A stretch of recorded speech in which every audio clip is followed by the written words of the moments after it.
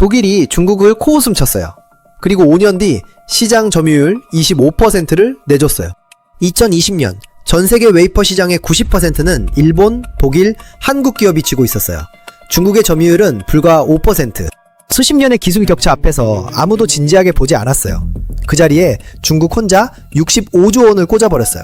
말도 없이. 진짜 말이 돼요 이게? 단가는 25% 낮게 찍었어요. 지금 점유율은 25%예요. 태양광에서 똑같이 다겠어요. 배터리에서도. 불가능하다고 웃어넘긴 자리에서 판이 뒤집히는 이 패턴이 이번엔 어디까지 통하는지, 그리고 지금이 여러분 포트폴리오를 다시 볼 마지막 조용한 타이밍인 이유를 오늘 낱낱이 들여다볼게요. 오늘도 부의 알고리즘과 함께 유익하길 바라며 구독과 좋아요도 꾹 눌러주세요. 안녕하세요. 경제의 진실을 꿰뚫는 부의 알고리즘입니다. 오늘 다룰 주제를 딱 한 문장으로 하면요, 중국이 반도체 칩 전쟁에서 지자 이번엔 칩의 재료인 웨이퍼 전쟁으로 전장을 옮겼다입니다. 말만 들으면 그냥 반도체 기사 같지만 이건 단순한 산업 뉴스가 아니에요.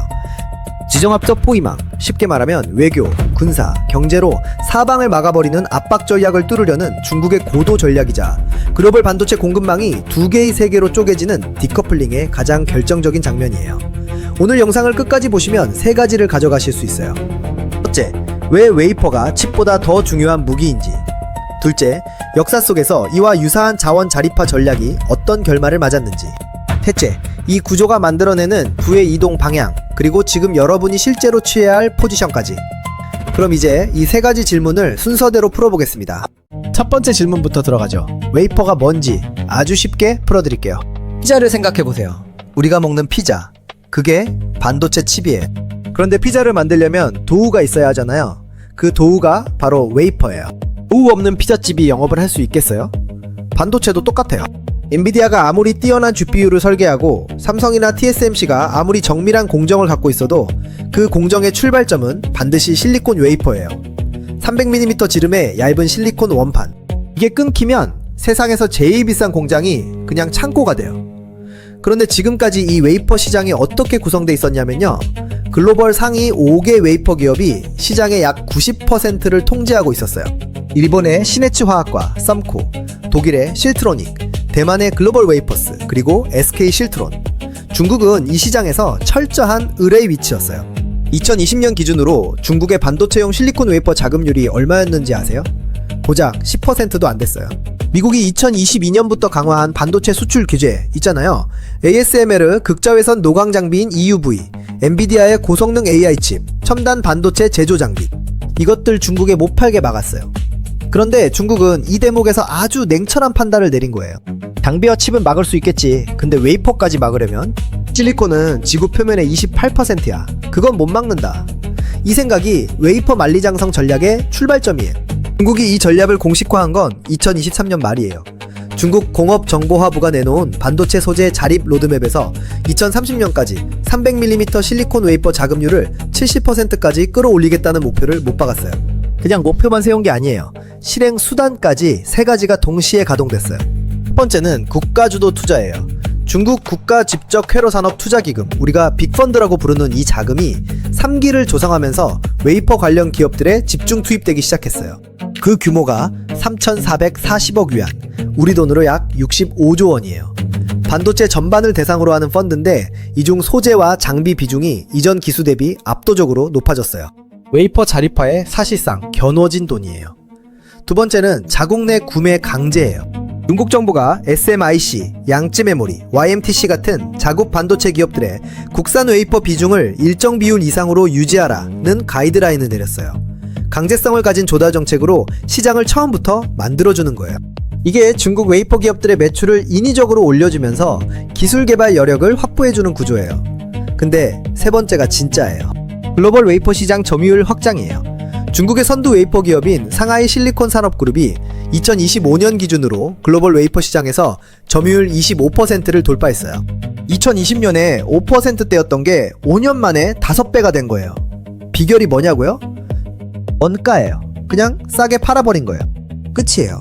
중국산 웨이퍼의 단가가 일본, 독일 제품 대비 20에서 30% 낮아요. 웨이퍼 구매자가 대만 팹피스, 그러니까 자체 공장 없이 설계만 하는 반도체 회사든 동남아 패키징 업체든 비용을 줄이고 싶으면 자연스럽게 중국산으로 손이 가게 되는 구조가 만들어지고 있어요. 여기서 잠깐, 많은 분들이 흔히 하시는 착각이 있어요. 중국이 만드는 웨이퍼는 저품질 아니야? 첨단 공정에는 어차피 못 쓰잖아. 맞아요, 지금은요. 하지만 이 생각엔 치명적인 오류가 있어요. 웨이퍼는 스펙이 이분법적으로 나뉘지 않아요. 7나노, 5나노, 3나노 첨단 공정엔 최고 품질의 웨이퍼가 필요하지만 28나노 이상의 중저가 반도체 공정엔 지금 중국산 웨이퍼로도 충분히 커버가 돼요. 그리고 그 28나노 이상 시장이 전체 반도체 시장에서 차지하는 비중이 얼마인지 아세요? 불량 기준으로 60%가 넘어요. 차량용 반도체, 가전제품용 MCU, 그러니까 세탁기나 에어컨 안에 들어가는 작은 두뇌 칩, 산업용 센서, 이 모든 게 다 여기에 해당해요. 중국이 노리는 게 바로 이 시장이에요. 그러면 이제 진짜 질문이 나와요. 왜 지금, 왜 웨이퍼인가? 두 질문의 답이 사실 하나로 연결돼요. 2022년 미국의 수출 규제가 중국의 선택지를 바꿔놨거든요. 칩도 못 사고 장비도 못 사게 됐을 때 남은 선택지가 딱 하나였어요. 칩을 만드는 원재료를 직접 지는 것. 이걸 이해하려면 역사 속에서 유사한 사례를 한번 들여다봐야 해요. 1973년을 기억하세요? 오일 쇼크가 터졌을 때 아랍 산유국들이 원유 공급을 무기화했잖아요. 당시 미국과 서방 국가들은 아무도 이걸 무기로 쓸 줄 몰랐어요. 주유소에 기름이 없어졌고 멀쩡하던 공장 가동률이 반토막 났어요. 정제약 교과서에 없던 방식으로 세상이 흔들렸어요. 그때 가장 크게 각성한 나라 중 하나가 일본이에요. 일본은 그 이후로 자원이 없는 국가가 어떻게 공급망 리스크를 관리해야 하는지에 대한 전략을 국가 차원에서 세웠어요. 희귀 소재의 비축, 복수 공급선 확보, 핵심 소재 내재화. 오늘 일본의 시네츠 화학, 반도체 소재 기업 JSR, 스미토모 화학이 반도체 소재 시장을 쥐고 있는 게 그 각성의 산물이에요. 중국이 지금 하는 게 그 거울상이에요. 방향만 반대예요. 일본은 자원 없는 나라가 소재 기술로 패권을 쥔 거고, 중국은 이미 최대 소재 자원 보유국이면서 거기에 가공 기술까지 내재화하면서 공급망도 통째로 쥐려는 거예요. 차이점은 하나예요. 일본이 수십 년에 걸쳐 쌓은 걸 중국은 국가 자본을 무제한 투입해서 10년 안에 따라잡으려 한다는 거예요. 아니 진짜로 말하면 무섭죠. 근데 더 무서운 건 실제로 되고 있다는 거예요. 그리고 자원을 쥐고 무기화하는 이 방식을 중국이 이미 써본 선례가 있어요. 히토류 얘기예요. 중국은 전세계 히토류 매장량의 약 38%를 보유하고 있고 생산량의 60% 이상을 장악하고 있어요. 2010년에 중국이 일본의 히토류 수출을 제한했을 때 뭔 일이 벌어졌냐면요. 일본의 하이브리드 자동차, 정밀기계, 전자산업이 즉각적인 공급 충격에 노출됐어요. 그리고 그 사건 이후 글로벌 공급망이 얼마나 취약한지가 전 세계에 그대로 다 드러났어요. 중국이 웨이퍼에 같은 카드를 준비하고 있는 거예요. 그런데 여기서 미국의 전략을 한번 뒤집어 볼 필요가 있어요. 미국이 반도체 장비 수출을 막은 건 ASML의 EUV 없이는 첨단 공정 진입 자체가 불가능하다는 전제 아래 설계된 전략이에요. 그런데 중국이 웨이퍼 자립화에 성공하면 어떤 일이 벌어지냐면요. 첨단 공정은 못해도 돼요. 28나노 이상의 성숙 공정 웨이퍼를 중국이 자급자족으로 뽑아내면서 전세계 중저가 반도체 수요를 독점하는 시나리오가 열려요. 그러면 미국의 수출 규제는 오히려 시장을 중국에게 내주는 결과를 낳을 수도 있어요. 고급 요리는 서방이 하고 대중식당은 중국이 전부 먹는 구조. 이게 2030년대 반도체 지형도가 될 수 있다는 거예요. 그 시나리오가 이미 시작됐어요. 중국은 웨이퍼 생산 능력을 빠르게 늘리면서 국내 수요를 넘어서 글로벌 시장에 저가로 풀기 시작하고 있어요.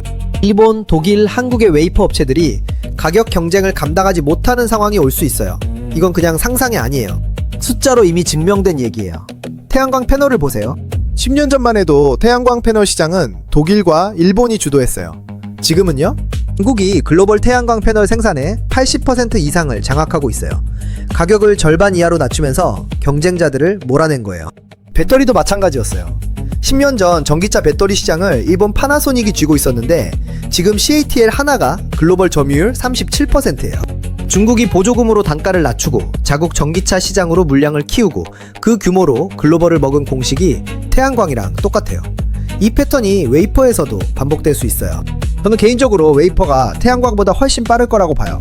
이유가 있어요. 태양광은 그래도 대체제가 있었어요. 웨이퍼는 없어요. 실리콘 웨이퍼를 다른 걸로 바꿀 수가 없거든요. 그럼 미국은 뭐 하고 있는 거야? 당연히 드실 질문이에요.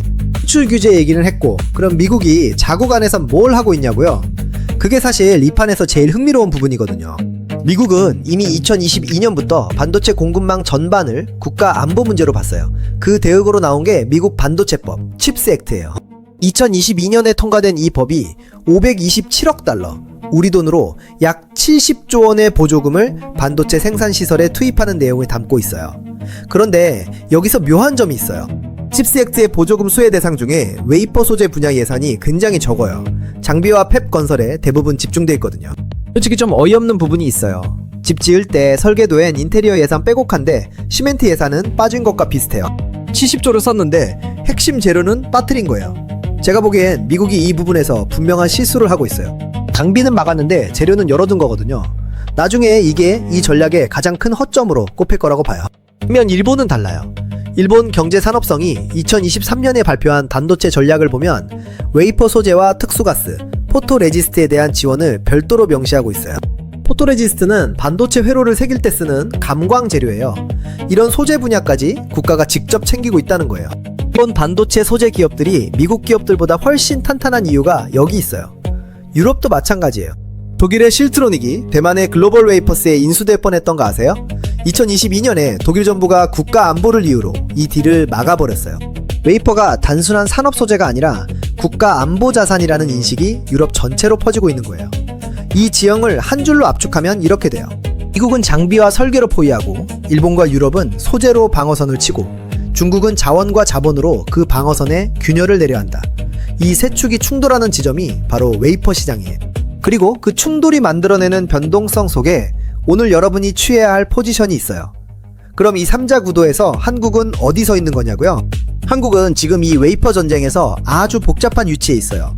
삼성전자와 SK하이닉스는 세계 최고 수준의 메모리 반도체를 만드는 기업들이지만 동시에 웨이퍼를 공급받는 수요자예요. SK실트론이 국내 웨이퍼 기업으로 존재하지만 물량과 스펙에도 한계가 있어요. 핵심은 이거예요. 한국 반도체 기업들이 중국산 웨이퍼에 얼마나 노출되어 있느냐의 문제예요. 지금 당장은 큰 문제가 없어요. 한국의 주력 공정이 첨단 쪽이라서 중국산 웨이퍼 사용 비중이 낮아요. 이걸 보고 삼성은 괜찮다고 하는 시각이 많은데 저는 그게 반만 맞는 얘기라고 생각해요. 근데 여기서 간과하면 안 되는 게 있어요. 반도체 공급망은 단일 레이어가 아니에요. 삼성이나 하이닉스 완제품엔 중국산 웨이퍼가 안 들어가도 그 완제품이 들어가는 스마트폰이나 자동차에는 중국산 웨이퍼로 만든 다른 부품들이 섞여 있을 수 있어요. 공급망이 그물처럼 얽혀있기 때문에 우리 제품은 안전하다는 말을 단순하게 믿으시면 안 돼요. 그보다 더 직접적인 리스크는 가격 경쟁이에요. 중국이 웨이퍼 단가를 낮추면서 시장을 파고들면 성숙 공정 반도체의 수익성이 전반적으로 떨어져요. 이게 한국 기업들의 레거시 노드, 쉽게 말해 오래된 구형 공정사업 부문에 직격탄이 돼요. 삼성전자 파운드리의 28나노, 40나노 라인이 중국 SMIC와 가격 경쟁을 벌여야 하는 상황이 오면 그 수익성은 심각하게 훼손될 수 있어요. 반면에 수혜를 받는 쪽도 있어요. 한국 안에서도 글로벌 시장에서도요. 먼저 글로벌 장비 업체들이에요. 에피텍시 장비는 실리콘 위에 얇은 결정층을 쌓는 공정 장비고요. TMP 장비는 웨이퍼 표면을 나노미터 단위로 갈아내는 장비예요. 이 장비들의 수요가 중국 내에서 폭발적으로 늘고 있어요. 일본과 독일의 장비 기업들이 주요 수혜권에 있고 이 분야는 아직 주목도가 낮아 저평가 구간이 남아있는 곳이에요. 동시에 중국을 대체할 수 있는 비중국산 웨이퍼 공급 기업들, 일본의 시네츠, 썸코, 그리고 SK실트론 같은 기업들이 장기 공급 계약 관점에서 주목받을 수 있어요. 특히 SK실트론은 한국 입장에서 이 전쟁의 수혜 포지션에 가장 직접적으로 놓인 기업이에요. 여기서 진짜 중요한 구조적 포인트를 하나 더 드릴게요. 아까 인트로에서 말씀드린 디커플링, 공급망이 두세 개로 쪼개지는 그 흐름이 실제로 완성되면 시장이 두 개로 나뉘어요. 중국 내수 반도체 생태계와 중국 배제 글로벌 생태계. 이 두 개의 시장이 서로 다른 웨이퍼 공급망을 쓰게 되는 거예요. 이게 무슨 의미냐면 한 기업이 두 시장 다 팔 수 없게 될 가능성이 높아진다는 거예요. 미국이 중국산 웨이퍼를 쓰는 기업의 제품을 조달 블랙리스트에 올리는 정책이 나오는 순간 둘 중 하나를 골라야 해요. 어느 시장을 택하느냐가 기업의 생사를 결정할 수 있어요. 이 선택의 무게가 어디서 오는 건지 조금 더 큰 그림에서 보면 이해가 돼요. 관세 싸움이나 수출 제한 얘기로 보시면 안 돼요. 이건 규칙 자체를 누가 만드느냐 싸움이에요. 브레튼 우드 체제 아시죠? 2차 대전 직후 미국이 달러를 세계 기축통화로 못 박은 그 해이에요. 그게 달러 패권을 확립했을 때처럼 반도체 공급망이라는 새로운 질서가 지금 재편되는 과정이에요. 그리고 역사적으로 이런 질서 재편의 시기엔 언제나 극심한 변동성이 있었고, 아까 말씀드린 1973년 오일 쇼크 때처럼 에너지 자산을 먼저 진 사람들은 10년치 수익을 2년 만에 가져갔어요. 그 패턴이 지금 반도체 소재 분야에서 반복되고 있어요. 이 판에서 여러분이 반드시 모니터링해야 할 트리거가 하나 있어요. 중국이 웨이퍼를 수출 규제의 무기로 쓰는 순간이에요. 히토류 때처럼 특정 국가나 기업에 대한 수출 제한 카드를 꺼내면 그 충격은 2010년 히토류 사태보다 훨씬 클 거예요. 훨씬이요. 비교가 안 돼요. 웨이퍼는 히토류보다 훨씬 더 넓은 산업 전반에 영향을 미치는 소재니까요. 자동차 한 대에 들어가는 반도체 칩의 수가 평균 1000개가 넘는 시대예요. 그 칩의 절반 이상이 성숙 공정으로 만들어지고, 그 성숙 공정의 웨이퍼를 중국이 장악하고 있는 세상이 되면 그 트리거는 단순한 반도체 뉴스가 아니라 글로벌 제조업 전체를 흔드는 사건이 돼요. 그 순간을 포착하는 게 앞으로 이 판에서 부의 이동을 가장 먼저 읽어내는 핵심 능력이 될 거예요. 제 눈에는요, 이 트리거가 2027년에서 2028년 사이에 한 번은 당겨질 거라고 봐요. 중국의 웨이퍼 자금률이 70%를 넘어서는 그 시점과 미국의 다음 제재 라운드가 겹치는 그 순간이 이 판의 가장 큰 터닝 포인트가 될 거예요. 자, 이 판의 지도를 한 번만 더 같이 보고 마무리할게요. 중국은 사방의 반도체 수출 규제를 정면 돌파하는 대신 반도체의 기반 소재인 웨이퍼 자립화라는 우회로를 선택했어요. 글로벌 점유율 25%는 이미 현실이 됐어요. 2030년 자금률 70% 목표도 지금 속도라면 충분히 가시권이에요. 이 전략은 자원 무기화 전략의 반도체 버전이고, 역사는 이런 자원 자립화 전략이 실제로 작동함을 여러 번 증명했어요.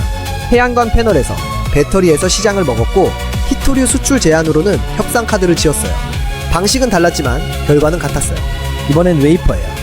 지정학적 사건이라는 입력값이 들어왔을 때 역사적 패턴과 공급망 구조라는 알고리즘을 돌리면 출력값이 나와요. 그의 이동 방향은 명확해요. 중국 의존 레거시 파운드리와 중국 매출 비중 높은 소재 기업은 비중 축소 구간이고, 비중국 웨이퍼 공급망과 중국 대체 공급망 장비 수혜 기업은 비중 확대 구간이에요. 그리고 가장 중요한 액션은 하나예요. 지금 보유 중인 반도체 관련 종목들의 중국 웨이퍼 노출도를 직접 확인하는 것. 그것 하나만 하셔도 오늘 이 영상의 값어치는 충분히 넘어요. 이번 영상이 유익하셨다면 좋아요 한번 눌러주세요. 더 파고 싶은 경제 이슈 있으면 댓글로 남겨주시는 거 잊지 말고요. 어떤 사건 뒤에 돈이 어디로 움직이는지 제가 알고리즘 돌려서 다음 영상에서 제대로 풀어드릴게요. 구독하시고 알림은 꼭 전체로 설정해두세요. 시장은 타이밍이거든요. 그 알고리즘과 함께 경제적 자유까지 꼭 찍어봐요.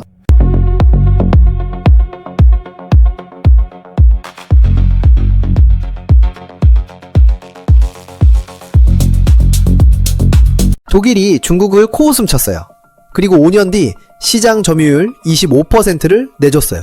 2020년 전 세계 웨이퍼 시장의 90%는 일본, 독일, 한국 기업이 쥐고 있었어요. 중국의 점유율은 불과 5%. 수십 년의 기술 격차 앞에서 아무도 진지하게 보지 않았어요. 그 자리에 중국 혼자 65조 원을 꽂아버렸어요. 말도 없이. 진짜 말이 돼요 이게? 단가는 25% 낮게 찍었어요. 지금 점유율은 25%예요.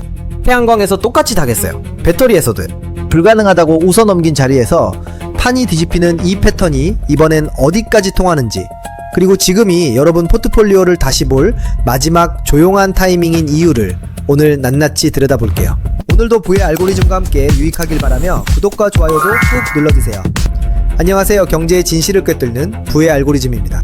오늘 다룰 주제를 딱 한 문장으로 하면요, 중국이 반도체 칩 전쟁에서 지자 이번엔 칩의 재료인 웨이퍼 전쟁으로 전장을 옮겼다입니다. 말만 들으면 그냥 반도체 기사 같지만 이건 단순한 산업 뉴스가 아니에요.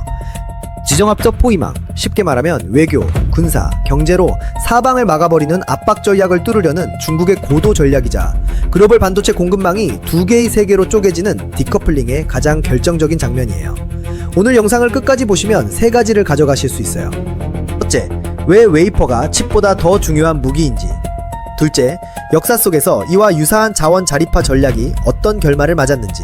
셋째, 이 구조가 만들어내는 부의 이동 방향, 그리고 지금 여러분이 실제로 취해야 할 포지션까지.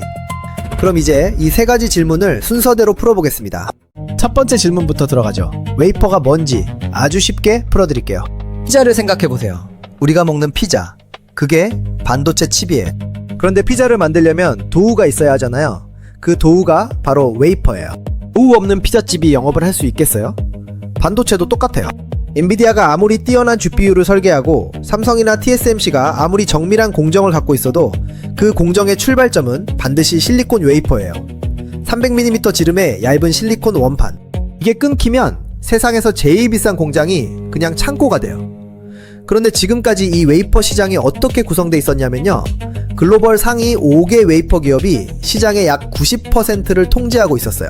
일본의 시네츠 화학과 썸코, 독일의 실트로닉, 대만의 글로벌 웨이퍼스, 그리고 SK 실트론. 중국은 이 시장에서 철저한 을의 위치였어요. 2020년 기준으로 중국의 반도체용 실리콘 웨이퍼 자금률이 얼마였는지 아세요? 고작 10%도 안 됐어요. 미국이 2022년부터 강화한 반도체 수출 규제 있잖아요. ASML 극자외선 노광 장비인 EUV, 엔비디아의 고성능 AI 칩, 첨단 반도체 제조 장비.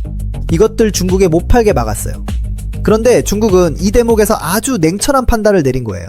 장비와 칩은 막을 수 있겠지. 근데 웨이퍼까지 막으려면 실리콘은 지구 표면의 28%야. 그건 못 막는다. 이 생각이 웨이퍼 만리장성 전략의 출발점이에요. 중국이 이 전략을 공식화한 건 2023년 말이에요.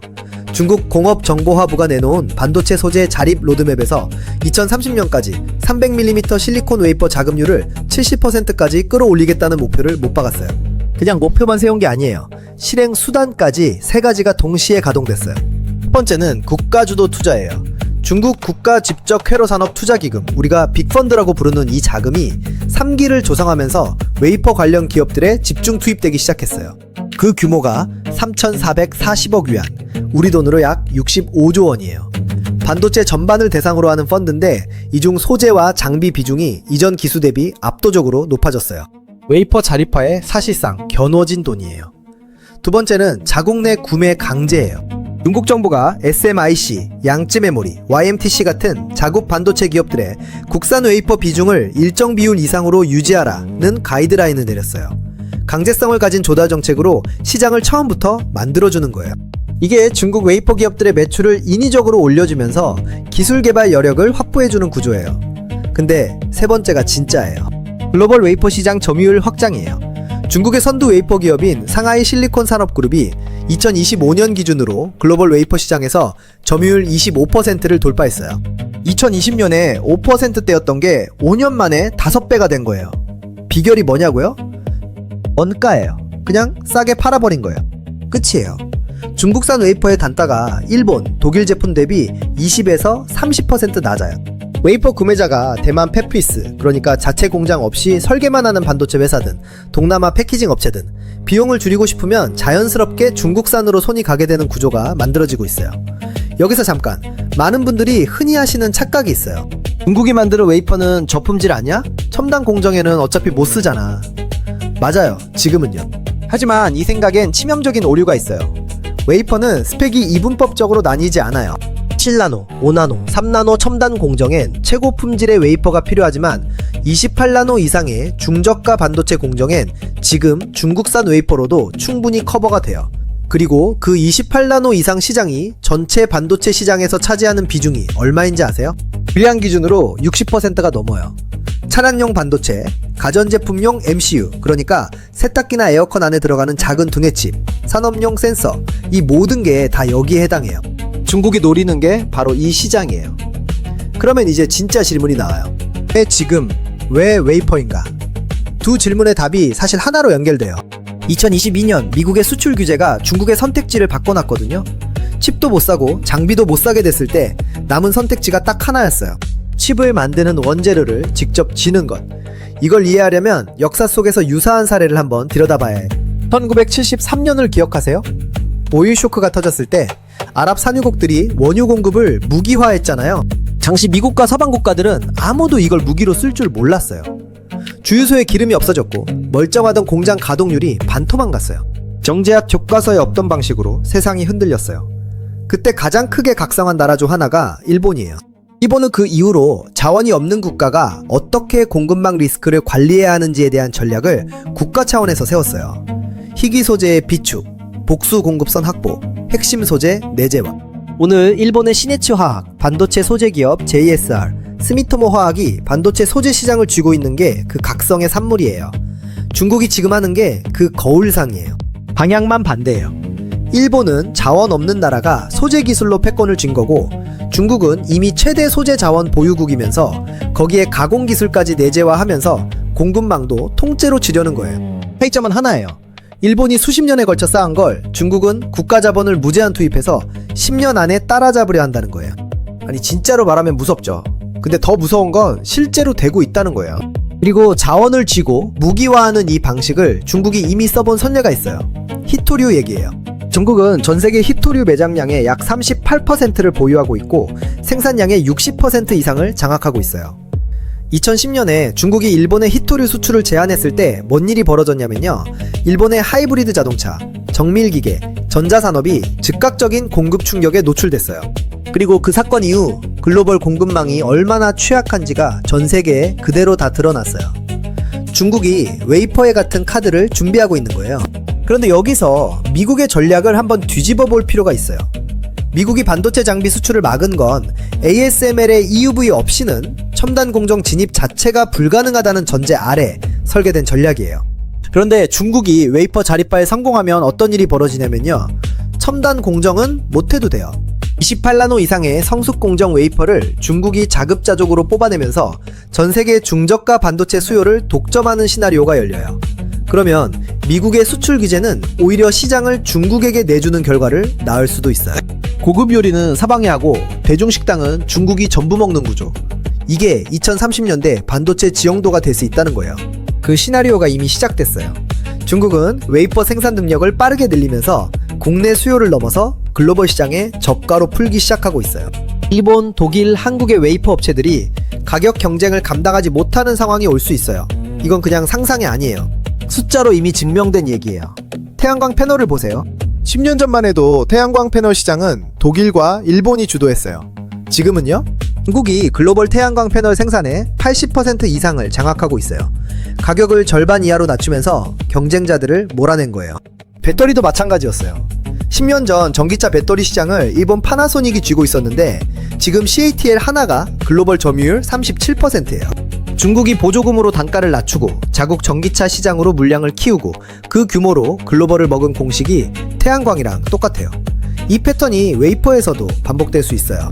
저는 개인적으로 웨이퍼가 태양광보다 훨씬 빠를 거라고 봐요. 이유가 있어요. 태양광은 그래도 대체제가 있었어요. 웨이퍼는 없어요. 실리콘 웨이퍼를 다른 걸로 바꿀 수가 없거든요. 그럼 미국은 뭐 하고 있는 거야? 당연히 드실 질문이에요. 수출 규제 얘기는 했고 그럼 미국이 자국 안에서 뭘 하고 있냐고요? 그게 사실 이 판에서 제일 흥미로운 부분이거든요. 미국은 이미 2022년부터 반도체 공급망 전반을 국가 안보 문제로 봤어요. 그 대응으로 나온 게 미국 반도체법, 칩스 액트예요. 2022년에 통과된 이 법이 527억 달러, 우리 돈으로 약 70조 원의 보조금을 반도체 생산 시설에 투입하는 내용을 담고 있어요. 그런데 여기서 묘한 점이 있어요. 칩스 액트의 보조금 수혜 대상 중에 웨이퍼 소재 분야 예산이 굉장히 적어요. 장비와 팹 건설에 대부분 집중돼 있거든요. 솔직히 좀 어이없는 부분이 있어요. 집 지을 때 설계도엔 인테리어 예산 빼곡한데 시멘트 예산은 빠진 것과 비슷해요. 70조를 썼는데 핵심 재료는 빠뜨린 거예요. 제가 보기엔 미국이 이 부분에서 분명한 실수를 하고 있어요. 장비는 막았는데 재료는 열어둔 거거든요. 나중에 이게 이 전략의 가장 큰 허점으로 꼽힐 거라고 봐요. 반면 일본은 달라요. 일본 경제산업성이 2023년에 발표한 반도체 전략을 보면 웨이퍼 소재와 특수가스, 포토레지스트에 대한 지원을 별도로 명시하고 있어요. 포토레지스트는 반도체 회로를 새길 때 쓰는 감광 재료예요. 이런 소재 분야까지 국가가 직접 챙기고 있다는 거예요. 일본 반도체 소재 기업들이 미국 기업들보다 훨씬 탄탄한 이유가 여기 있어요. 유럽도 마찬가지예요. 독일의 실트로닉이 대만의 글로벌 웨이퍼스에 인수될 뻔했던 거 아세요? 2022년에 독일 정부가 국가 안보를 이유로 이 딜을 막아버렸어요. 웨이퍼가 단순한 산업 소재가 아니라 국가 안보 자산이라는 인식이 유럽 전체로 퍼지고 있는 거예요. 이 지형을 한 줄로 압축하면 이렇게 돼요. 미국은 장비와 설계로 포위하고 일본과 유럽은 소재로 방어선을 치고 중국은 자원과 자본으로 그 방어선에 균열을 내려 한다. 이 세 축이 충돌하는 지점이 바로 웨이퍼 시장이에요. 그리고 그 충돌이 만들어내는 변동성 속에 오늘 여러분이 취해야 할 포지션이 있어요. 그럼 이 3자 구도에서 한국은 어디 서 있는 거냐고요? 한국은 지금 이 웨이퍼 전쟁에서 아주 복잡한 위치에 있어요. 삼성전자와 SK하이닉스는 세계 최고 수준의 메모리 반도체를 만드는 기업들이지만 동시에 웨이퍼를 공급받는 수요자예요. SK실트론이 국내 웨이퍼 기업으로 존재하지만 물량과 스펙에도 한계가 있어요. 핵심은 이거예요. 한국 반도체 기업들이 중국산 웨이퍼에 얼마나 노출돼 있느냐의 문제예요. 지금 당장은 큰 문제가 없어요. 한국의 주력 공정이 첨단 쪽이라서 중국산 웨이퍼 사용 비중이 낮아요. 이걸 보고 삼성은 괜찮다고 하는 시각이 많은데 저는 그게 반만 맞는 얘기라고 생각해요. 근데 여기서 간과하면 안 되는 게 있어요. 반도체 공급망은 단일 레이어가 아니에요. 삼성이나 하이닉스 완제품엔 중국산 웨이퍼가 안 들어가도 그 완제품이 들어가는 스마트폰이나 자동차에는 중국산 웨이퍼로 만든 다른 부품들이 섞여 있을 수 있어요. 공급망이 그물처럼 얽혀있기 때문에 우리 제품은 안전하다는 말을 단순하게 믿으시면 안 돼요. 그보다 더 직접적인 리스크는 가격 경쟁이에요. 중국이 웨이퍼 단가를 낮추면서 시장을 파고들면 성숙 공정 반도체의 수익성이 전반적으로 떨어져요. 이게 한국 기업들의 레거시 노드, 쉽게 말해 오래된 구형 공정사업 부문의 직격탄이 돼요. 삼성전자 파운드리의 28나노, 40나노 라인이 중국 SMIC와 가격 경쟁을 벌여야 하는 상황이 오면 그 수익성은 심각하게 훼손될 수 있어요. 반면에 수혜를 받는 쪽도 있어요. 한국 안에서도 글로벌 시장에서도요. 먼저 글로벌 장비 업체들이에요. 에피텍시 장비는 실리콘 위에 얇은 결정층을 쌓는 공정 장비고요. CMP 장비는 웨이퍼 표면을 나노미터 단위로 갈아내는 장비예요. 이 장비들의 수요가 중국 내에서 폭발적으로 늘고 있어요. 일본과 독일의 장비 기업들이 주요 수혜권에 있고 이 분야는 아직 주목도가 낮아 저평가 구간이 남아있는 곳이에요. 동시에 중국을 대체할 수 있는 비중국산 웨이퍼 공급 기업들, 일본의 시네츠, 썸코, 그리고 SK실트론 같은 기업들이 장기 공급 계약 관점에서 주목받을 수 있어요. 특히 SK실트론은 한국 입장에서 이 전쟁의 수혜 포지션에 가장 직접적으로 놓인 기업이에요. 여기서 진짜 중요한 구조적 포인트를 하나 더 드릴게요. 아까 인트로에서 말씀드린 디커플링, 공급망이 두세 개로 쪼개지는 그 흐름이 실제로 완성되면 시장이 두 개로 나뉘어요. 중국 내수 반도체 생태계와 중국 배제 글로벌 생태계. 이 두 개의 시장이 서로 다른 웨이퍼 공급망을 쓰게 되는 거예요. 이게 무슨 의미냐면 한 기업이 두 시장 다 팔 수 없게 될 가능성이 높아진다는 거예요.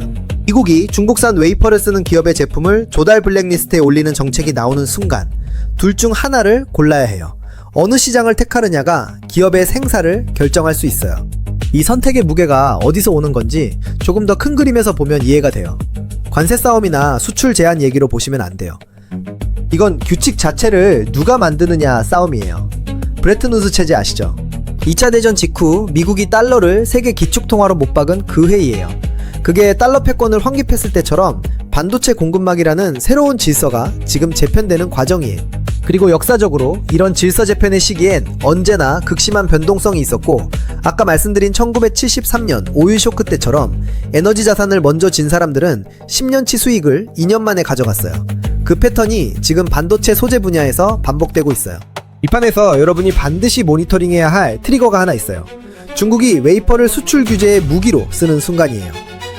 히토류 때처럼 특정 국가나 기업에 대한 수출 제한 카드를 꺼내면 그 충격은 2010년 히토류 사태보다 훨씬 클 거예요. 훨씬이요. 비교가 안 돼요. 웨이퍼는 히토류보다 훨씬 더 넓은 산업 전반에 영향을 미치는 소재니까요. 자동차 한 대에 들어가는 반도체 칩의 수가 평균 1000개가 넘는 시대예요. 그 칩의 절반 이상이 성숙 공정으로 만들어지고 그 성숙 공정의 웨이퍼를 중국이 장악하고 있는 세상이 되면 그 트리거는 단순한 반도체 뉴스가 아니라 글로벌 제조업 전체를 흔드는 사건이 돼요. 그 순간을 포착하는 게 앞으로 이 판에서 부의 이동을 가장 먼저 읽어내는 핵심 능력이 될 거예요. 제 눈에는요, 이 트리거가 2027년에서 2028년 사이에 한 번은 당겨질 거라고 봐요. 중국의 웨이퍼 자금률이 70%를 넘어서는 그 시점과 미국의 다음 제재 라운드가 겹치는 그 순간이 이 판의 가장 큰 터닝 포인트가 될 거예요. 자, 이 판의 지도를 한 번만 더 같이 보고 마무리할게요. 중국은 사방의 반도체 수출 규제를 정면 돌파하는 대신 반도체의 기반 소재인 웨이퍼 자립화라는 우회로를 선택했어요. 글로벌 점유율 25%는 이미 현실이 됐어요. 2030년 자금률 70% 목표도 지금 속도라면 충분히 가시권이에요. 이 전략은 자원 무기화 전략의 반도체 버전이고 역사는 이런 자원 자립화 전략이 실제로 작동함을 여러 번 증명했어요. 태양광 패널에서 배터리에서 시장을 먹었고 히토류 수출 제한으로는 협상 카드를 지었어요. 방식은 달랐지만 결과는 같았어요. 이번엔 웨이퍼예요. 지정학적 사건이라는 입력값이 들어왔을 때 역사적 패턴과 공급망 구조라는 알고리즘을 돌리면 출력값이 나와요. 그의 이동 방향은 명확해요. 중국 의존 레거시 파운드리와 중국 매출 비중 높은 소재 기업은 비중 축소 구간이고, 비중국 웨이퍼 공급망과 중국 대체 공급망 장비 수혜 기업은 비중 확대 구간이에요. 그리고 가장 중요한 액션은 하나예요. 지금 보유 중인 반도체 관련 종목들의 중국 웨이퍼 노출도를 직접 확인하는 것. 그것 하나만 하셔도 오늘 이 영상의 값어치는 충분히 넘어요. 이번 영상이 유익하셨다면 좋아요 한번 눌러주세요. 더 파고 싶은 경제 이슈 있으면 댓글로 남겨주시는 거 잊지 말고요. 어떤 사건 뒤에 돈이 어디로 움직이는지 제가 알고리즘 돌려서 다음 영상에서 제대로 풀어드릴게요. 구독하시고 알림은 꼭 전체로 설정해두세요. 시장은 타이밍이거든요. 그 알고리즘과 함께 경제적 자유까지 꼭 찍어봐요.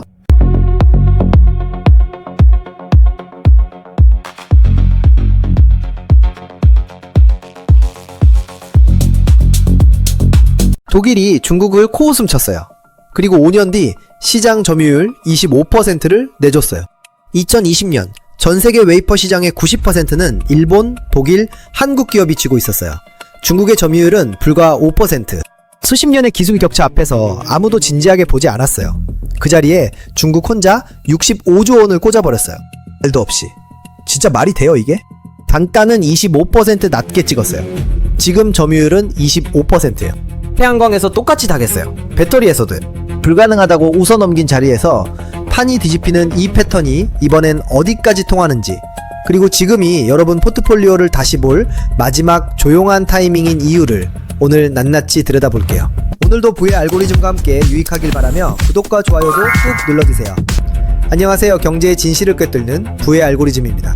오늘 다룰 주제를 딱 한 문장으로 하면요, 중국이 반도체 칩 전쟁에서 지자 이번엔 칩의 재료인 웨이퍼 전쟁으로 전장을 옮겼다입니다. 말만 들으면 그냥 반도체 기사 같지만 이건 단순한 산업 뉴스가 아니에요. 지정학적 포위망, 쉽게 말하면 외교, 군사, 경제로 사방을 막아버리는 압박 전략을 뚫으려는 중국의 고도 전략이자 글로벌 반도체 공급망이 두 개의 세계로 쪼개지는 디커플링의 가장 결정적인 장면이에요. 오늘 영상을 끝까지 보시면 세 가지를 가져가실 수 있어요. 첫째, 왜 웨이퍼가 칩보다 더 중요한 무기인지. 둘째, 역사 속에서 이와 유사한 자원 자립화 전략이 어떤 결말을 맞았는지. 셋째, 이 구조가 만들어내는 부의 이동 방향, 그리고 지금 여러분이 실제로 취해야 할 포지션까지. 그럼 이제 이 세 가지 질문을 순서대로 풀어보겠습니다. 첫 번째 질문부터 들어가죠. 웨이퍼가 뭔지 아주 쉽게 풀어드릴게요. 피자를 생각해보세요. 우리가 먹는 피자, 그게 반도체 칩이에요. 그런데 피자를 만들려면 도우가 있어야 하잖아요. 그 도우가 바로 웨이퍼예요. 도우 없는 피자집이 영업을 할 수 있겠어요? 반도체도 똑같아요.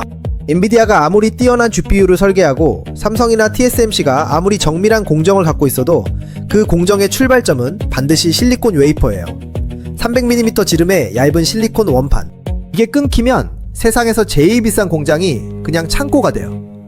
그런데 지금까지 이 웨이퍼 시장이 어떻게 구성되어 있었냐면요, 글로벌 상위 5개 웨이퍼 기업이 시장의 약 90%를 통제하고 있었어요. 일본의 시네츠 화학과 썸코, 독일의 실트로닉, 대만의 글로벌 웨이퍼스, 그리고 SK 실트론. 중국은 이 시장에서 철저한 을의 위치였어요. 2020년 기준으로 중국의 반도체용 실리콘 웨이퍼 자금률이 얼마였는지 아세요? 고작 10%도 안 됐어요. 미국이 2022년부터 강화한 반도체 수출 규제 있잖아요. ASML 극자외선 노광 장비인 EUV, 엔비디아의 고성능 AI 칩, 첨단 반도체 제조 장비, 이것들 중국에 못 팔게 막았어요. 그런데 중국은 이 대목에서 아주 냉철한 판단을 내린 거예요. 장비와 칩은 막을 수 있겠지. 근데 웨이퍼까지 막으려면 실리콘은 지구 표면의 28%야. 그건 못 막는다. 이 생각이 웨이퍼 만리장성 전략의 출발점이에요. 중국이 이 전략을 공식화한 건 2023년 말이에요. 중국 공업정보화부가 내놓은 반도체 소재 자립 로드맵에서 2030년까지 300mm 실리콘 웨이퍼 자급률을 70%까지 끌어올리겠다는 목표를 못 박았어요. 그냥 목표만 세운 게 아니에요. 실행 수단까지 세 가지가 동시에 가동됐어요. 첫 번째는 국가주도 투자예요. 중국 국가직접회로산업투자기금, 우리가 빅펀드라고 부르는 이 자금이 3기를 조성하면서 웨이퍼 관련 기업들에 집중 투입되기 시작했어요. 그 규모가 3,440억 위안, 우리 돈으로 약 65조 원이에요. 반도체 전반을 대상으로 하는 펀드인데 이 중 소재와 장비 비중이 이전 기수 대비 압도적으로 높아졌어요. 웨이퍼 자립화에 사실상 겨누어진 돈이에요. 두 번째는 자국 내 구매 강제예요. 중국 정부가 SMIC, 양쯔 메모리, YMTC 같은 자국 반도체 기업들의 국산 웨이퍼 비중을 일정 비율 이상으로 유지하라는 가이드라인을 내렸어요. 강제성을 가진 조달 정책으로 시장을 처음부터 만들어주는 거예요. 이게 중국 웨이퍼 기업들의 매출을 인위적으로 올려주면서 기술 개발 여력을 확보해주는 구조예요. 근데 세 번째가 진짜예요. 글로벌 웨이퍼 시장 점유율 확장이에요. 중국의 선두 웨이퍼 기업인 상하이 실리콘 산업그룹이 2025년 기준으로 글로벌 웨이퍼 시장에서 점유율 25%를 돌파했어요. 2020년에 5%대였던 게 5년 만에 5배가 된 거예요. 비결이 뭐냐고요? 원가예요. 그냥 싸게 팔아버린 거예요. 끝이에요. 중국산 웨이퍼의 단가가 일본, 독일 제품 대비 20에서 30% 낮아요. 웨이퍼 구매자가 대만 펫피스, 그러니까 자체 공장 없이 설계만 하는 반도체 회사든 동남아 패키징 업체든 비용을 줄이고 싶으면 자연스럽게 중국산으로 손이 가게 되는 구조가 만들어지고 있어요. 여기서 잠깐, 많은 분들이 흔히 하시는 착각이 있어요. 중국이 만드는 웨이퍼는 저품질 아니야? 첨단 공정에는 어차피 못 쓰잖아. 맞아요, 지금은요. 하지만 이 생각엔 치명적인 오류가 있어요. 웨이퍼는 스펙이 이분법적으로 나뉘지 않아요. 7나노, 5나노, 3나노 첨단 공정엔 최고 품질의 웨이퍼가 필요하지만 28나노 이상의 중저가 반도체 공정엔 지금 중국산 웨이퍼로도 충분히 커버가 돼요. 그리고 그 28나노 이상 시장이 전체 반도체 시장에서 차지하는 비중이 얼마인지 아세요? 불량 기준으로 60%가 넘어요. 차량용 반도체, 가전제품용 MCU, 그러니까 세탁기나 에어컨 안에 들어가는 작은 두뇌칩, 산업용 센서, 이 모든 게 다 여기에 해당해요. 중국이 노리는 게 바로 이 시장이에요. 그러면 이제 진짜 질문이 나와요. 왜 지금, 왜 웨이퍼인가? 두 질문의 답이 사실 하나로 연결돼요. 2022년 미국의 수출 규제가 중국의 선택지를 바꿔놨거든요. 칩도 못 사고 장비도 못 사게 됐을 때 남은 선택지가 딱 하나였어요. 칩을 만드는 원재료를 직접 지는 것. 이걸 이해하려면 역사 속에서 유사한 사례를 한번 들여다봐야 해요. 1973년을 기억하세요? 오일 쇼크가 터졌을 때 아랍 산유국들이 원유 공급을 무기화했잖아요. 당시 미국과 서방 국가들은 아무도 이걸 무기로 쓸 줄 몰랐어요. 주유소에 기름이 없어졌고 멀쩡하던 공장 가동률이 반토막 났어요. 정제약 교과서에 없던 방식으로 세상이 흔들렸어요. 그때 가장 크게 각성한 나라 중 하나가 일본이에요. 일본은 그 이후로 자원이 없는 국가가 어떻게 공급망 리스크를 관리해야 하는지에 대한 전략을 국가 차원에서 세웠어요. 희귀 소재의 비축, 복수 공급선 확보, 핵심 소재 내재화. 오늘 일본의 시네츠 화학, 반도체 소재 기업 JSR, 스미토모 화학이 반도체 소재 시장을 쥐고 있는 게 그 각성의 산물이에요. 중국이 지금 하는 게 그 거울상이에요. 방향만 반대예요. 일본은 자원 없는 나라가 소재 기술로 패권을 쥔 거고, 중국은 이미 최대 소재 자원 보유국이면서 거기에 가공 기술까지 내재화하면서 공급망도 통째로 지려는 거예요. 차이점은 하나예요. 일본이 수십 년에 걸쳐 쌓은 걸 중국은 국가 자본을 무제한 투입해서 10년 안에 따라잡으려 한다는 거예요. 아니 진짜로 말하면 무섭죠. 근데 더 무서운 건 실제로 되고 있다는 거예요. 그리고 자원을 쥐고 무기화하는 이 방식을 중국이 이미 써본 선례가 있어요. 히토류 얘기예요. 중국은 전세계 히토류 매장량의 약 38%를 보유하고 있고 생산량의 60% 이상을 장악하고 있어요. 2010년에 중국이 일본의 히토류 수출을 제한했을 때 뭔 일이 벌어졌냐면요. 일본의 하이브리드 자동차, 정밀기계, 전자산업이 즉각적인 공급 충격에 노출됐어요. 그리고 그 사건 이후 글로벌 공급망이 얼마나 취약한지가 전 세계에 그대로 다 드러났어요. 중국이 웨이퍼에 같은 카드를 준비하고 있는 거예요. 그런데 여기서 미국의 전략을 한번 뒤집어 볼 필요가 있어요. 미국이 반도체 장비 수출을 막은 건 ASML의 EUV 없이는 첨단 공정 진입 자체가 불가능하다는 전제 아래 설계된 전략이에요. 그런데 중국이 웨이퍼 자립화에 성공하면 어떤 일이 벌어지냐면요. 첨단 공정은 못해도 돼요. 28나노 이상의 성숙 공정 웨이퍼를 중국이 자급자족으로 뽑아내면서 전세계 중저가 반도체 수요를 독점하는 시나리오가 열려요. 그러면 미국의 수출 규제는 오히려 시장을 중국에게 내주는 결과를 낳을 수도 있어요. 고급 요리는 사방에 하고 대중식당은 중국이 전부 먹는 구조. 이게 2030년대 반도체 지형도가 될 수 있다는 거예요. 그 시나리오가 이미 시작됐어요. 중국은 웨이퍼 생산 능력을 빠르게 늘리면서 국내 수요를 넘어서 글로벌 시장에 저가로 풀기 시작하고 있어요. 일본, 독일, 한국의 웨이퍼 업체들이 가격 경쟁을 감당하지 못하는 상황이 올 수 있어요. 이건 그냥 상상이 아니에요. 숫자로 이미 증명된 얘기예요. 태양광 패널을 보세요. 10년 전만 해도 태양광 패널 시장은 독일과 일본이 주도했어요. 지금은요? 중국이 글로벌 태양광 패널 생산의 80% 이상을 장악하고 있어요. 가격을 절반 이하로 낮추면서 경쟁자들을 몰아낸 거예요. 배터리도 마찬가지였어요. 10년 전 전기차 배터리 시장을 일본 파나소닉이 쥐고 있었는데 지금 CATL 하나가 글로벌 점유율 37%예요. 중국이 보조금으로 단가를 낮추고 자국 전기차 시장으로 물량을 키우고 그 규모로 글로벌을 먹은 공식이 태양광이랑 똑같아요. 이 패턴이 웨이퍼에서도 반복될 수 있어요. 저는 개인적으로 웨이퍼가 태양광보다 훨씬 빠를 거라고 봐요. 이유가 있어요. 태양광은 그래도 대체제가 있었어요. 웨이퍼는 없어요. 실리콘 웨이퍼를 다른 걸로 바꿀 수가 없거든요. 그럼 미국은 뭐 하고 있는 거야? 당연히 드실 질문이에요. 수출 규제 얘기는 했고, 그럼 미국이 자국 안에선 뭘 하고 있냐고요? 그게 사실 이 판에서 제일 흥미로운 부분이거든요. 미국은 이미 2022년부터 반도체 공급망 전반을 국가 안보 문제로 봤어요. 그 대응으로 나온 게 미국 반도체법, 칩스 액트예요. 2022년에 통과된 이 법이 527억 달러, 우리 돈으로 약 70조 원의 보조금을 반도체 생산 시설에 투입하는 내용을 담고 있어요. 그런데 여기서 묘한 점이 있어요. 칩스 액트의 보조금 수혜 대상 중에 웨이퍼 소재 분야 예산이 굉장히 적어요. 장비와 팹 건설에 대부분 집중돼 있거든요. 솔직히 좀 어이없는 부분이 있어요. 집 지을 때 설계도엔 인테리어 예산 빼곡한데 시멘트 예산은 빠진 것과 비슷해요. 70조를 썼는데 핵심 재료는 빠뜨린 거예요. 제가 보기엔 미국이 이 부분에서 분명한 실수를 하고 있어요. 장비는 막았는데 재료는 열어둔 거거든요. 나중에 이게 이 전략의 가장 큰 허점으로 꼽힐 거라고 봐요. 반면 일본은 달라요. 일본 경제산업성이 2023년에 발표한 반도체 전략을 보면 웨이퍼 소재와 특수가스, 포토레지스트에 대한 지원을 별도로 명시하고 있어요. 포토레지스트는 반도체 회로를 새길 때 쓰는 감광 재료예요. 이런 소재 분야까지 국가가 직접 챙기고 있다는 거예요. 일본 반도체 소재 기업들이 미국 기업들보다 훨씬 탄탄한 이유가 여기 있어요. 유럽도 마찬가지예요.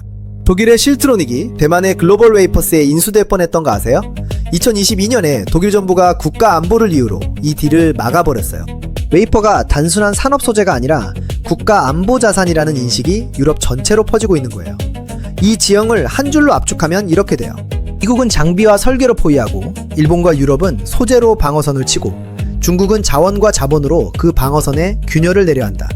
이 세 축이 충돌하는 지점이 바로 웨이퍼 시장이에요. 그리고 그 충돌이 만들어내는 변동성 속에 오늘 여러분이 취해야 할 포지션이 있어요. 그럼 이 3자 구도에서 한국은 어디 서 있는 거냐고요? 한국은 지금 이 웨이퍼 전쟁에서 아주 복잡한 위치에 있어요. 삼성전자와 SK하이닉스는 세계 최고 수준의 메모리 반도체를 만드는 기업들이지만 동시에 웨이퍼를 공급받는 수요자예요.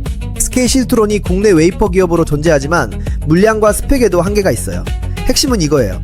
한국 반도체 기업들이 중국산 웨이퍼에 얼마나 노출돼 있느냐의 문제예요. 지금 당장은 큰 문제가 없어요. 한국의 주력 공정이 첨단 쪽이라서 중국산 웨이퍼 사용 비중이 낮아요. 이걸 보고 삼성은 괜찮다고 하는 시각이 많은데 저는 그게 반만 맞는 얘기라고 생각해요. 근데 여기서 간과하면 안 되는 게 있어요. 반도체 공급망은 단일 레이어가 아니에요. 삼성이나 하이닉스 완제품엔 중국산 웨이퍼가 안 들어가도 그 완제품이 들어가는 스마트폰이나 자동차에는 중국산 웨이퍼로 만든 다른 부품들이 섞여 있을 수 있어요. 공급망이 그물처럼 얽혀있기 때문에 우리 제품은 안전하다는 말을 단순하게 믿으시면 안 돼요. 그보다 더 직접적인 리스크는 가격 경쟁이에요. 중국이 웨이퍼 단가를 낮추면서 시장을 파고들면 성숙 공정 반도체의 수익성이 전반적으로 떨어져요. 이게 한국 기업들의 레거시 노드, 쉽게 말해 오래된 구형 공정사업 부문의 직격탄이 돼요. 삼성전자 파운드리의 28나노, 40나노 라인이 중국 SMIC와 가격 경쟁을 벌여야 하는 상황이 오면 그 수익성은 심각하게 훼손될 수 있어요. 반면에 수혜를 받는 쪽도 있어요. 한국 안에서도 글로벌 시장에서도요. 먼저 글로벌 장비 업체들이에요. 에피텍시 장비는 실리콘 위에 얇은 결정층을 쌓는 공정 장비고요. TMP 장비는 웨이퍼 표면을 나노미터 단위로 갈아내는 장비예요. 이 장비들의 수요가 중국 내에서 폭발적으로 늘고 있어요. 일본과 독일의 장비 기업들이 주요 수혜권에 있고 이 분야는 아직 주목도가 낮아 저평가 구간이 남아있는 곳이에요. 동시에 중국을 대체할 수 있는 비중국산 웨이퍼 공급 기업들, 일본의 시네츠, 썸코, 그리고 SK실트론 같은 기업들이 장기 공급 계약 관점에서 주목받을 수 있어요.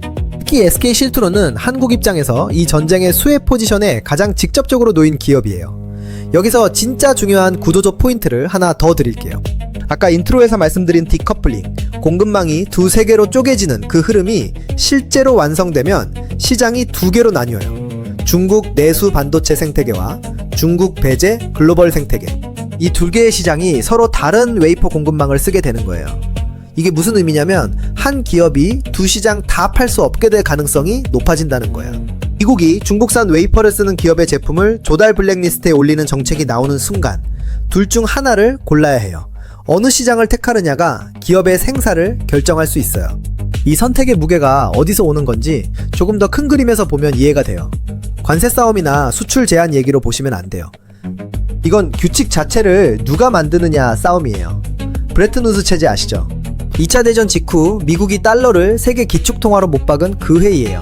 그게 달러 패권을 확립했을 때처럼 반도체 공급망이라는 새로운 질서가 지금 재편되는 과정이에요. 그리고 역사적으로 이런 질서 재편의 시기엔 언제나 극심한 변동성이 있었고, 아까 말씀드린 1973년 오일 쇼크 때처럼 에너지 자산을 먼저 진 사람들은 10년치 수익을 2년 만에 가져갔어요. 그 패턴이 지금 반도체 소재 분야에서 반복되고 있어요. 이 판에서 여러분이 반드시 모니터링해야 할 트리거가 하나 있어요. 중국이 웨이퍼를 수출 규제의 무기로 쓰는 순간이에요. 히토류 때처럼 특정 국가나 기업에 대한 수출 제한 카드를 꺼내면 그 충격은 2010년 히토류 사태보다 훨씬 클 거예요. 훨씬이요. 비교가 안 돼요. 웨이퍼는 히토류보다 훨씬 더 넓은 산업 전반에 영향을 미치는 소재니까요. 자동차 한 대에 들어가는 반도체 칩의 수가 평균 1000개가 넘는 시대예요.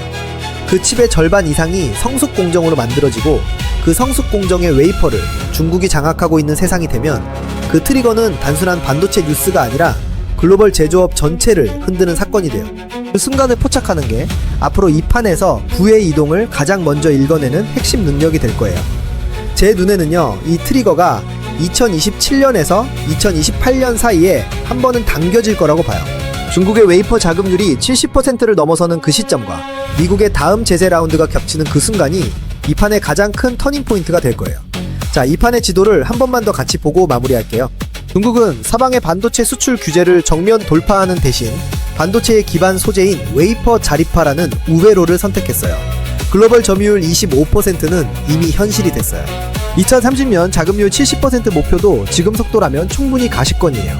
이 전략은 자원 무기화 전략의 반도체 버전이고, 역사는 이런 자원 자립화 전략이 실제로 작동함을 여러 번 증명했어요. 태양광 패널에서, 배터리에서 시장을 먹었고, 히토류 수출 제한으로는 협상 카드를 지었어요. 방식은 달랐지만 결과는 같았어요. 이번엔 웨이퍼예요. 지정학적 사건이라는 입력값이 들어왔을 때 역사적 패턴과 공급망 구조라는 알고리즘을 돌리면 출력값이 나와요. 그의 이동 방향은 명확해요. 중국 의존 레거시 파운드리와 중국 매출 비중 높은 소재 기업은 비중 축소 구간이고, 비중국 웨이퍼 공급망과 중국 대체 공급망 장비 수혜 기업은 비중 확대 구간이에요. 그리고 가장 중요한 액션은 하나예요. 지금 보유 중인 반도체 관련 종목들의 중국 웨이퍼 노출도를 직접 확인하는 것. 그것 하나만 하셔도 오늘 이 영상의 값어치는 충분히 넘어요. 이번 영상이 유익하셨다면 좋아요 한번 눌러주세요. 더 파고 싶은 경제 이슈 있으면 댓글로 남겨주시는 거 잊지 말고요. 어떤 사건 뒤에 돈이 어디로 움직이는지 제가 알고리즘 돌려서 다음 영상에서 제대로 풀어드릴게요. 구독하시고 알림은 꼭 전체로 설정해주세요. 시장은 타이밍이거든요. 그의 알고리즘과 함께 경제적 자유까지 꼭 찍어봐요.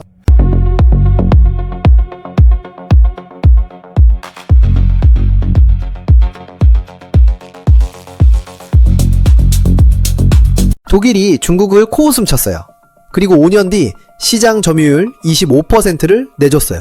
2020년 전 세계 웨이퍼 시장의 90%는 일본, 독일, 한국 기업이 쥐고 있었어요. 중국의 점유율은 불과 5%. 수십 년의 기술 격차 앞에서 아무도 진지하게 보지 않았어요. 그 자리에 중국 혼자 65조 원을 꽂아버렸어요. 말도 없이. 진짜 말이 돼요, 이게? 단가는 25% 낮게 찍었어요. 지금 점유율은 25%예요. 태양광에서 똑같이 당했어요. 배터리에서도 불가능하다고 웃어넘긴 자리에서 판이 뒤집히는 이 패턴이 이번엔 어디까지 통하는지, 그리고 지금이 여러분 포트폴리오를 다시 볼 마지막 조용한 타이밍인 이유를 오늘 낱낱이 들여다볼게요. 오늘도 부의 알고리즘과 함께 유익하길 바라며 구독과 좋아요도 꾹 눌러주세요. 안녕하세요. 경제의 진실을 꿰뚫는 부의 알고리즘입니다. 오늘 다룰 주제를 딱 한 문장으로 하면요, 중국이 반도체 칩 전쟁에서 지자 이번엔 칩의 재료인 웨이퍼 전쟁으로 전장을 옮겼다입니다. 말만 들으면 그냥 반도체 기사 같지만 이건 단순한 산업 뉴스가 아니에요. 지정학적 포위망, 쉽게 말하면 외교, 군사, 경제로 사방을 막아버리는 압박 전략을 뚫으려는 중국의 고도 전략이자 글로벌 반도체 공급망이 두 개의 세계로 쪼개지는 디커플링의 가장 결정적인 장면이에요. 오늘 영상을 끝까지 보시면 세 가지를 가져가실 수 있어요. 첫째, 왜 웨이퍼가 칩보다 더 중요한 무기인지. 둘째, 역사 속에서 이와 유사한 자원 자립화 전략이 어떤 결말을 맞았는지. 셋째, 이 구조가 만들어내는 부의 이동 방향, 그리고 지금 여러분이 실제로 취해야 할 포지션까지. 그럼 이제 이 세 가지 질문을 순서대로 풀어보겠습니다. 첫 번째 질문부터 들어가죠. 웨이퍼가 뭔지 아주 쉽게 풀어드릴게요. 피자를 생각해보세요. 우리가 먹는 피자, 그게 반도체 칩이에요. 그런데 피자를 만들려면 도우가 있어야 하잖아요. 그 도우가 바로 웨이퍼예요. 도우 없는 피자집이 영업을 할 수 있겠어요? 반도체도 똑같아요. 엔비디아가 아무리 뛰어난 GPU를 설계하고 삼성이나 TSMC가 아무리 정밀한 공정을 갖고 있어도 그 공정의 출발점은 반드시 실리콘 웨이퍼예요. 300mm 지름의 얇은 실리콘 원판. 이게 끊기면 세상에서 제일 비싼 공장이 그냥 창고가 돼요. 그런데 지금까지 이 웨이퍼 시장이 어떻게 구성되어 있었냐면요. 글로벌 상위 5개 웨이퍼 기업이 시장의 약 90%를 통제하고 있었어요. 일본의 시네츠 화학과 썸코, 독일의 실트로닉, 대만의 글로벌 웨이퍼스, 그리고 SK 실트론. 중국은 이 시장에서 철저한 을의 위치였어요. 2020년 기준으로 중국의 반도체용 실리콘 웨이퍼 자금률이 얼마였는지 아세요? 고작 10%도 안 됐어요. 미국이 2022년부터 강화한 반도체 수출 규제 있잖아요. ASML 극자외선 노광 장비인 EUV, 엔비디아의 고성능 AI 칩, 첨단 반도체 제조 장비. 이것들 중국에 못 팔게 막았어요. 그런데 중국은 이 대목에서 아주 냉철한 판단을 내린 거예요. 장비와 칩은 막을 수 있겠지. 근데 웨이퍼까지 막으려면 실리콘은 지구 표면의 28%야. 그건 못 막는다. 이 생각이 웨이퍼 만리장성 전략의 출발점이에요. 중국이 이 전략을 공식화한 건 2023년 말이에요. 중국 공업정보화부가 내놓은 반도체 소재 자립 로드맵에서 2030년까지 300mm 실리콘 웨이퍼 자급률을 70%까지 끌어올리겠다는 목표를 못 박았어요. 그냥 목표만 세운 게 아니에요. 실행 수단까지 세 가지가 동시에 가동됐어요. 첫 번째는 국가주도 투자예요. 중국 국가직접회로산업투자기금, 우리가 빅펀드라고 부르는 이 자금이 3기를 조성하면서 웨이퍼 관련 기업들에 집중 투입되기 시작했어요. 그 규모가 3,440억 위안, 우리 돈으로 약 65조 원이에요. 반도체 전반을 대상으로 하는 펀드인데 이 중 소재와 장비 비중이 이전 기수 대비 압도적으로 높아졌어요. 웨이퍼 자립화에 사실상 겨누어진 돈이에요. 두 번째는 자국 내 구매 강제예요. 중국 정부가 SMIC, 양쯔 메모리, YMTC 같은 자국 반도체 기업들의 국산 웨이퍼 비중을 일정 비율 이상으로 유지하라는 가이드라인을 내렸어요. 강제성을 가진 조달 정책으로 시장을 처음부터 만들어주는 거예요. 이게 중국 웨이퍼 기업들의 매출을 인위적으로 올려주면서 기술 개발 여력을 확보해주는 구조예요. 근데 세 번째가 진짜예요. 글로벌 웨이퍼 시장 점유율 확장이에요. 중국의 선두 웨이퍼 기업인 상하이 실리콘 산업그룹이 2025년 기준으로 글로벌 웨이퍼 시장에서 점유율 25%를 돌파했어요. 2020년에 5%대였던 게 5년 만에 5배가 된 거예요. 비결이 뭐냐고요? 원가예요. 그냥 싸게 팔아버린 거예요. 끝이에요. 중국산 웨이퍼의 단가가 일본, 독일 제품 대비 20에서 30% 낮아요. 웨이퍼 구매자가 대만 펫피스, 그러니까 자체 공장 없이 설계만 하는 반도체 회사든 동남아 패키징 업체든 비용을 줄이고 싶으면 자연스럽게 중국산으로 손이 가게 되는 구조가 만들어지고 있어요. 여기서 잠깐, 많은 분들이 흔히 하시는 착각이 있어요. 중국이 만드는 웨이퍼는 저품질 아니야? 첨단 공정에는 어차피 못 쓰잖아. 맞아요, 지금은요. 하지만 이 생각엔 치명적인 오류가 있어요. 웨이퍼는 스펙이 이분법적으로 나뉘지 않아요. 7나노, 5나노, 3나노 첨단 공정엔 최고 품질의 웨이퍼가 필요하지만 28나노 이상의 중저가 반도체 공정엔 지금 중국산 웨이퍼로도 충분히 커버가 돼요. 그리고 그 28나노 이상 시장이 전체 반도체 시장에서 차지하는 비중이 얼마인지 아세요? 불량 기준으로 60%가 넘어요. 차량용 반도체, 가전제품용 MCU, 그러니까 세탁기나 에어컨 안에 들어가는 작은 두뇌칩, 산업용 센서, 이 모든 게 다 여기에 해당해요. 중국이 노리는 게 바로 이 시장이에요. 그러면 이제 진짜 질문이 나와요. 왜 지금, 왜 웨이퍼인가? 두 질문의 답이 사실 하나로 연결돼요. 2022년 미국의 수출 규제가 중국의 선택지를 바꿔놨거든요. 칩도 못 사고 장비도 못 사게 됐을 때 남은 선택지가 딱 하나였어요. 칩을 만드는 원재료를 직접 지는 것. 이걸 이해하려면 역사 속에서 유사한 사례를 한번 들여다봐야 해요. 1973년을 기억하세요? 오일 쇼크가 터졌을 때 아랍 산유국들이 원유 공급을 무기화했잖아요. 당시 미국과 서방 국가들은 아무도 이걸 무기로 쓸 줄 몰랐어요. 주유소에 기름이 없어졌고 멀쩡하던 공장 가동률이 반토막 났어요. 정제약 교과서에 없던 방식으로 세상이 흔들렸어요. 그때 가장 크게 각성한 나라 중 하나가 일본이에요. 일본은 그 이후로 자원이 없는 국가가 어떻게 공급망 리스크를 관리해야 하는지에 대한 전략을 국가 차원에서 세웠어요. 희귀 소재의 비축, 복수 공급선 확보, 핵심 소재 내재화. 오늘 일본의 시네츠 화학, 반도체 소재 기업 JSR, 스미토모 화학이 반도체 소재 시장을 쥐고 있는 게 그 각성의 산물이에요. 중국이 지금 하는 게 그 거울상이에요. 방향만 반대예요. 일본은 자원 없는 나라가 소재 기술로 패권을 쥔 거고, 중국은 이미 최대 소재 자원 보유국이면서 거기에 가공 기술까지 내재화하면서 공급망도 통째로 쥐려는 거예요. 차이점은 하나예요. 일본이 수십 년에 걸쳐 쌓은 걸 중국은 국가 자본을 무제한 투입해서 10년 안에 따라잡으려 한다는 거예요. 아니 진짜로 말하면 무섭죠. 근데 더 무서운 건 실제로 되고 있다는 거예요. 그리고 자원을 쥐고 무기화하는 이 방식을 중국이 이미 써본 선례가 있어요. 히토류 얘기예요. 중국은 전 세계 히토류 매장량의 약 38%를 보유하고 있고 생산량의 60% 이상을 장악하고 있어요. 2010년에 중국이 일본의 히토류 수출을 제한했을 때 뭔 일이 벌어졌냐면요. 일본의 하이브리드 자동차, 정밀기계, 전자산업이 즉각적인 공급 충격에 노출됐어요. 그리고 그 사건 이후 글로벌 공급망이 얼마나 취약한지가 전 세계에 그대로 다 드러났어요. 중국이 웨이퍼에 같은 카드를 준비하고 있는 거예요. 그런데 여기서 미국의 전략을 한번 뒤집어 볼 필요가 있어요. 미국이 반도체 장비 수출을 막은 건 ASML의 EUV 없이는 첨단 공정 진입 자체가 불가능하다는 전제 아래 설계된 전략이에요. 그런데 중국이 웨이퍼 자립화에 성공하면 어떤 일이 벌어지냐면요. 첨단 공정은 못해도 돼요. 28나노 이상의 성숙 공정 웨이퍼를 중국이 자급자족으로 뽑아내면서 전 세계 중저가 반도체 수요를 독점하는 시나리오가 열려요. 그러면 미국의 수출 규제는 오히려 시장을 중국에게 내주는 결과를 낳을 수도 있어요. 고급 요리는 서방이 하고 대중식당은 중국이 전부 먹는 구조. 이게 2030년대 반도체 지형도가 될 수 있다는 거예요. 그 시나리오가 이미 시작됐어요. 중국은 웨이퍼 생산 능력을 빠르게 늘리면서 국내 수요를 넘어서 글로벌 시장에 저가로 풀기 시작하고 있어요. 일본, 독일, 한국의 웨이퍼 업체들이 가격 경쟁을 감당하지 못하는 상황이 올 수 있어요. 이건 그냥 상상이 아니에요. 숫자로 이미 증명된 얘기예요. 태양광 패널을 보세요. 10년 전만 해도 태양광 패널 시장은 독일과 일본이 주도했어요. 지금은요?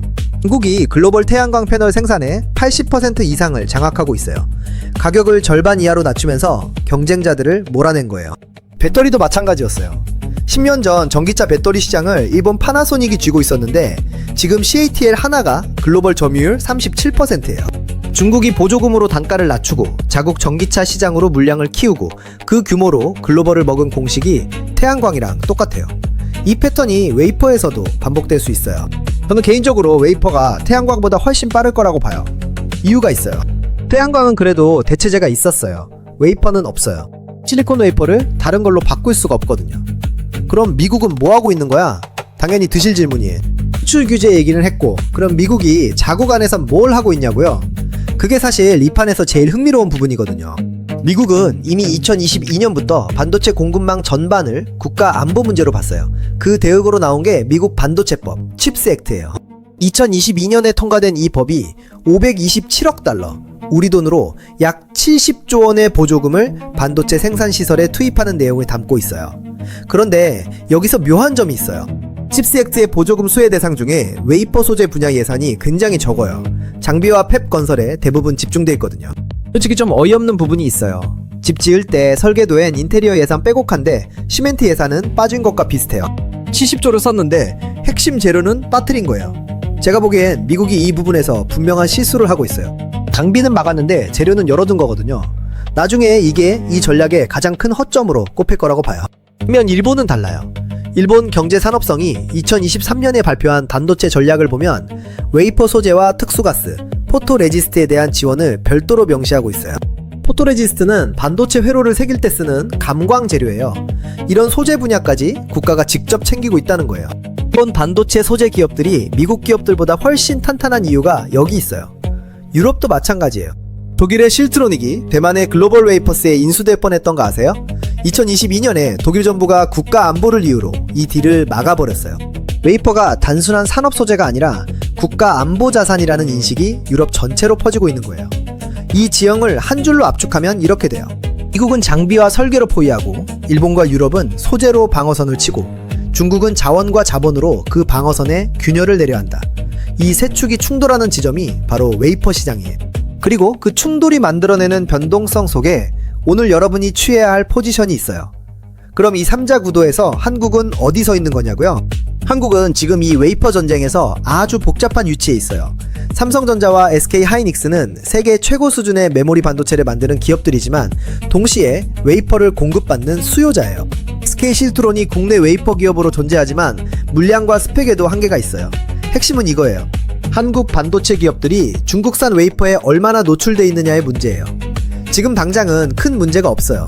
한국의 주력 공정이 첨단 쪽이라서 중국산 웨이퍼 사용 비중이 낮아요.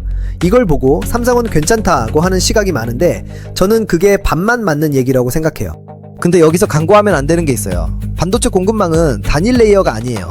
삼성이나 하이닉스 완제품엔 중국산 웨이퍼가 안 들어가도 그 완제품이 들어가는 스마트폰이나 자동차에는 중국산 웨이퍼로 만든 다른 부품들이 섞여 있을 수 있어요. 공급망이 그물처럼 얽혀있기 때문에 우리 제품은 안전하다는 말을 단순하게 믿으시면 안 돼요.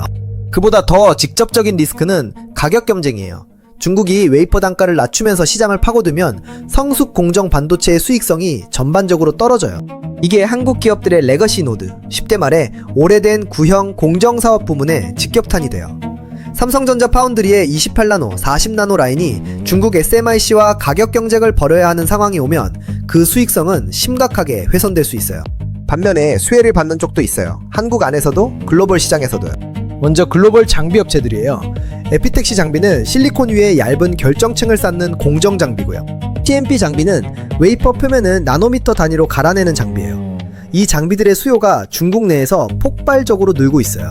일본과 독일의 장비 기업들이 주요 수혜권에 있고 이 분야는 아직 주목도가 낮아 저평가 구간이 남아있는 곳이에요. 동시에 중국을 대체할 수 있는 비중국산 웨이퍼 공급 기업들, 일본의 시네츠, 썸코, 그리고 SK 실트론 같은 기업들이 장기 공급 계약 관점에서 주목받을 수 있어요. 특히 SK 실트론은 한국 입장에서 이 전쟁의 수혜 포지션에 가장 직접적으로 놓인 기업이에요. 여기서 진짜 중요한 구조적 포인트를 하나 더 드릴게요. 아까 인트로에서 말씀드린 디커플링, 공급망이 두세 개로 쪼개지는 그 흐름이 실제로 완성되면 시장이 두 개로 나뉘어요. 중국 내수 반도체 생태계와 중국 배제 글로벌 생태계. 이 두 개의 시장이 서로 다른 웨이퍼 공급망을 쓰게 되는 거예요. 이게 무슨 의미냐면 한 기업이 두 시장 다 팔 수 없게 될 가능성이 높아진다는 거예요. 미국이 중국산 웨이퍼를 쓰는 기업의 제품을 조달 블랙리스트에 올리는 정책이 나오는 순간 둘 중 하나를 골라야 해요. 어느 시장을 택하느냐가 기업의 생사를 결정할 수 있어요. 이 선택의 무게가 어디서 오는 건지 조금 더 큰 그림에서 보면 이해가 돼요. 관세 싸움이나 수출 제한 얘기로 보시면 안 돼요. 이건 규칙 자체를 누가 만드느냐 싸움이에요. 브레튼 우드 체제 아시죠? 2차 대전 직후 미국이 달러를 세계 기축통화로 못 박은 그 해이에요. 그게 달러 패권을 확립했을 때처럼 반도체 공급망이라는 새로운 질서가 지금 재편되는 과정이에요. 그리고 역사적으로 이런 질서 재편의 시기엔 언제나 극심한 변동성이 있었고 아까 말씀드린 1973년 오일 쇼크 때처럼 에너지 자산을 먼저 진 사람들은 10년치 수익을 2년 만에 가져갔어요. 그 패턴이 지금 반도체 소재 분야에서 반복되고 있어요. 이 판에서 여러분이 반드시 모니터링해야 할 트리거가 하나 있어요. 중국이 웨이퍼를 수출 규제의 무기로 쓰는 순간이에요. 히토류 때처럼 특정 국가나 기업에 대한 수출 제한 카드를 꺼내면 그 충격은 2010년 히토류 사태보다 훨씬 클 거예요. 훨씬이요. 비교가 안 돼요. 웨이퍼는 히토류보다 훨씬 더 넓은 산업 전반에 영향을 미치는 소재니까요. 자동차 한 대에 들어가는 반도체 칩의 수가 평균 1000개가 넘는 시대예요. 그 칩의 절반 이상이 성숙 공정으로 만들어지고 그 성숙 공정의 웨이퍼를 중국이 장악하고 있는 세상이 되면 그 트리거는 단순한 반도체 뉴스가 아니라 글로벌 제조업 전체를 흔드는 사건이 돼요.